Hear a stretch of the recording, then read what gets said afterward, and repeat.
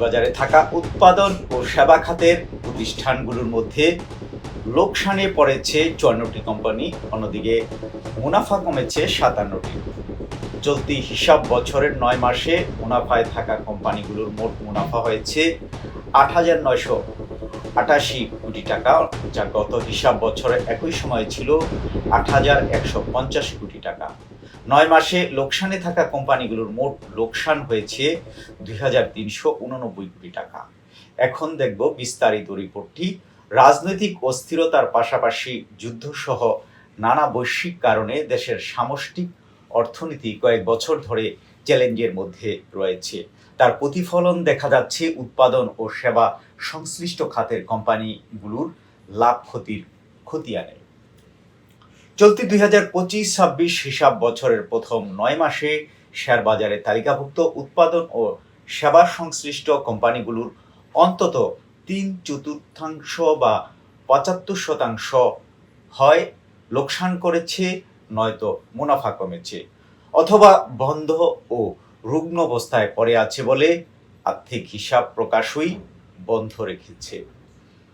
প্রধান শেয়ার বাজার Dhaka stock exchange সূত্রে পাওয়া তথ্য অনুযায়ী উৎপাদন ও সেবা সংশ্লিষ্ট বিভিন্ন খাতের তালিকাভুক্ত দেশীয় কোম্পানি ২৩১টি। এসব কোম্পানির আর্থিক হিসাব বছর জুলাই মাসে শুরু হয়ে শেষ হয় জুনে। গত ৩১ মার্চ সমাপ্ত তৃতীয় প্রান্তিক শেষে এ ধরনের কোম্পানিগুলোর প্রকাশিত আর্থিক প্রতিবেদন পর্যালোচনায় দেখা গেছে ১১৩টি কোম্পানি কম বেশি মুনাফা করায়, বিপরীতে ৫৪টি লোকসান করেছে বলে জানিয়েছে। তবে মুনাফায় থাকা ১১৩ কোম্পানির মধ্যে ৫৭টির মুনাফা আগের বছরের একই সময়ের তুলনায় কমেছে। এর বাইরে ৬৪টি কোম্পানি আর্থিক প্রতিবেদনই প্রকাশ করেনি। আর্থিক প্রতিবেদন প্রকাশ না করা কোম্পানিগুলোর অধিকাংশ গত অন্তত ১ বছর থেকে কয়েক বছর পর্যন্ত প্রতিবেদন প্রকাশ করছে না। এর বড় কারণ কোম্পানিগুলোর ব্যবসা কার্যক্রম হয় পুরোপুরি বন্ধ বা অত্যন্ত রুগ্ন অবস্থায় পরিচালিত হচ্ছে। এসব কোম্পানির বেশিরভাগই বিগত আওয়ামী লীগ সরকারের সময় নানা অনিয়ম ও দুর্নীতির মাধ্যমে তালিকাভুক্ত হয়েছিল। সুতরাং এই খবরটি খুবই গুরুত্বপূর্ণ খবর, কারণ দেখেন আওয়ামী লীগের সময় যেসব কোম্পানি বন্ধ রয়েছে সেই ব্যাপারে আপনারা এই রিপোর্টটি থেকে বা এই রিপোর্টটি শেয়ার করে টাইমলাইনে রেখে পুঁজিবাজারে যারা রয়েছেন অন্তত তাদের বলবো যে এই রিপোর্টটি আপনারা মনোযোগ সহকারে দেখবেন। আর্থিক প্রতিবেদন এবং কোম্পানিগুলোর প্রদান করা তথ্য অনুযায়ী চলতি হিসাব বছরের লোকসান করার পেছনে প্রধানত বৈশ্বিক ভূরাজনীতি, ডলার সংকট, ঋণের উচ্চ সুদহার এবং কাঁচামালের মূল্য বৃদ্ধির মতো কারণগুলো উৎপাদনমুখী কোম্পানিগুলোর যে ব্যাখ্যায় লোকসানের মূল নেপথ্য কারণ হিসেবে উঠে এসেছে। বেশ কিছু কোম্পানি জানিয়েছে ডলার সংকটের কারণে তারা সময়মতো কাঁচামাল আমদানির জন্য এলসি খুলতে পারেনি, ফলে উৎপাদন ব্যাহত হয়েছে এবং বাধ্য হয়ে স্থানীয় বাজার থেকে বেশি দামে কাঁচামাল কিনতে হয়েছে। দেশবন্ধু পলিমার জানিয়েছে কাঁচামালের অভাবের পাশাপাশি বিদ্যুৎ সংকটে পর্যাপ্ত উৎপাদন সক্ষমতা ব্যবহার করতে পারেনি। তেমনি ম্যাগনা সিমেন্ট কোম্পানিও জানিয়েছে কাঁচামাল আমদানিতে বাধার কারণে কোম্পানিটি তার পূর্ণ সক্ষমতায় উৎপাদন করতে পারেনি এবং আয়ের জন্য প্রধানত কনভার্সন ইনকামের উপর নির্ভর করতে হয়েছে। আন্তর্জাতিক বাজারে কাঁচামালের দাম বেড়ে যাওয়া এবং স্থানীয় পর্যায়ে গ্যাস বিদ্যুতের মূল্য বাড়ার ফলে উৎপাদন খরচ উল্লেখযোগ্যভাবে বেড়েছে বলে জানিয়েছে মিরাকল ইন্ডাস্ট্রিজ। হেডেলবার্গ সিমেন্ট জানিয়েছে কাঁচামালের দাম বাড়লেও বাজারে তীব্র প্রতিযোগিতার কারণে পণ্যের দাম বাড়াতে না পারায় মুনাফায় নেতিবাচক প্রভাব পড়েছে। গ্লোবাল হেভি কেমিক্যালসের ব্যাখ্যায় বলেছে কাঁচামালের মূল্য বৃদ্ধি, গ্যাস বিদ্যুৎ সহ উৎপাদন খরচ বেড়ে যাওয়ায় লোকসানের বড় কারণ। ব্যাংক ঋণের সুদের হার বৃদ্ধি পাওয়ায় কোম্পানিগুলোর আর্থিক ব্যয় অনেক বেড়ে গেছে, যা নিট মুনাফাকে নেতিবাচক করে তুলেছে। এবং ব্যাখ্যা দিয়েছে এনার্জি ব্যাক পাওয়ার জেনারেশন এবং বসুন্ধরা পেপার মিলসও।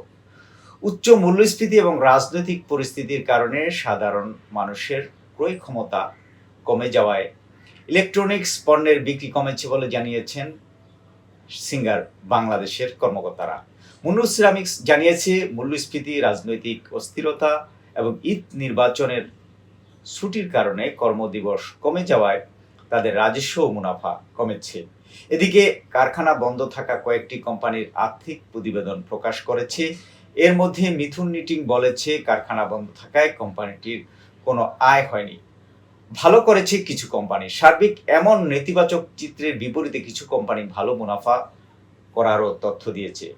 প্রকাশিত আর্থিক প্রতিবেদন অনুযায়ী হিসাব বছরের প্রথম 9 মাসে 10 টাকা অভিহিত মূল্যের প্রতি শেয়ারের বিপরীতে অন্ততপক্ষে 30 কোম্পানির ইপিএস অর্জিত হয়েছে 5 টাকা থেকে সর্বোচ্চ 44 টাকা।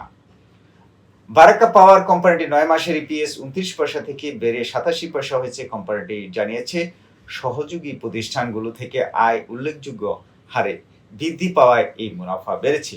সহযোগী কোম্পানি তালিকাভুক্ত বারাকা পতেঙ্গা পাওয়ার কোম্পানিটির ইপিএস 74 পয়সা থেকে বেড়ে 2 টাকা 86 পয়সা হয়েছে। কারণ হিসেবে বৈদেশিক মুদ্রার বিনিময়জনিত লোকসান কমা এবং গত বছরের তুলনায় আর্থিক ব্যয় কমে যাওয়াকে উল্লেখ করেছে।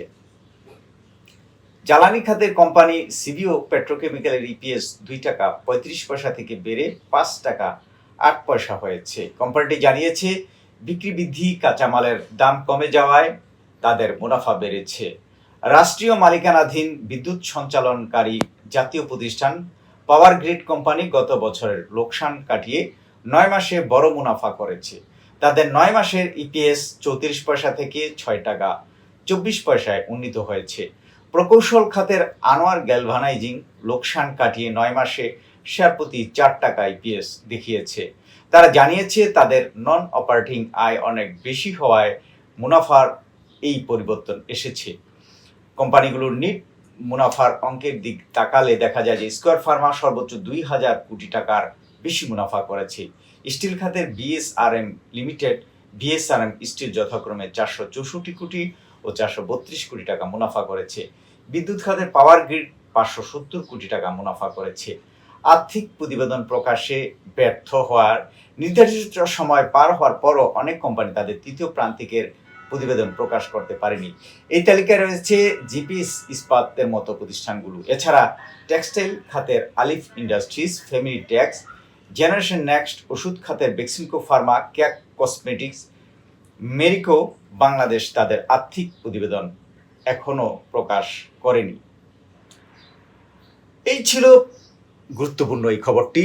এই খবরটির মাঝে একটি মেসেজ তুলনামূলকভাবে ক্লিয়ার যে যেসব কোম্পানি গোজামিল দিয়ে পুঁজিবাজারে তালিকাভুক্ত হয়েছে সেই কোম্পানিগুলো খারাপ করেছে এবং যেই কোম্পানিগুলোর এই রাজনৈতিক তারপরে বৈশ্বিক বিভিন্ন কিছুর মধ্যেও ভালো করেছে সেই কোম্পানিগুলো কিন্তু ভালোই করেছে।